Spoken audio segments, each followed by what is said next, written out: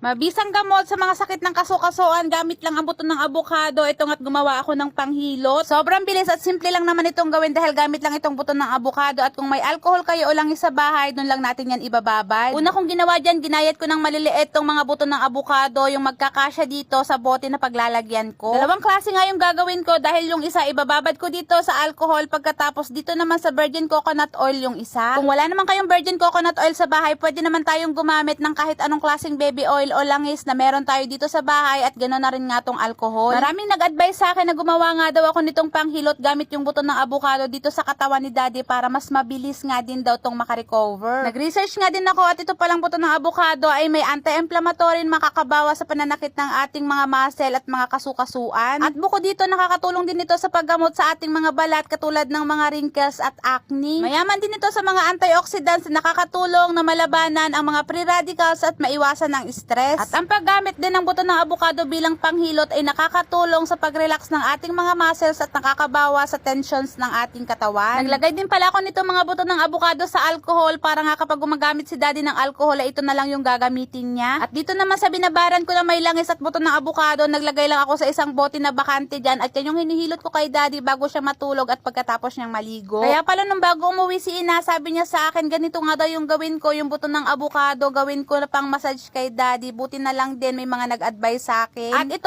umaga pagkatapos niyang maligo at gabi bago siya matulog, tsinatsagaan ko talaga siyang imasahe nitong buto ng avocado na binabad ko sa langis. Dahil kahit siya, napabilib din talaga siya sa nagagawa nitong buto ng avocado dahil ito nga kamay niya na igagalaw-galaw niya, pati na rin yung mga daliri niya. Ilang araw ko pa lang siyang hinihilot niyan pero ang laki na daw ng improvement kaya sabi niya sa akin maganda daw talaga yung buto ng avocado. Kaya kung may mga buto kayo ng avocado dyan sa bahay, gawin nyo din ganito dahil mabisa tong panghilot sa mga sumasakit na katawan at kasukasuan natin.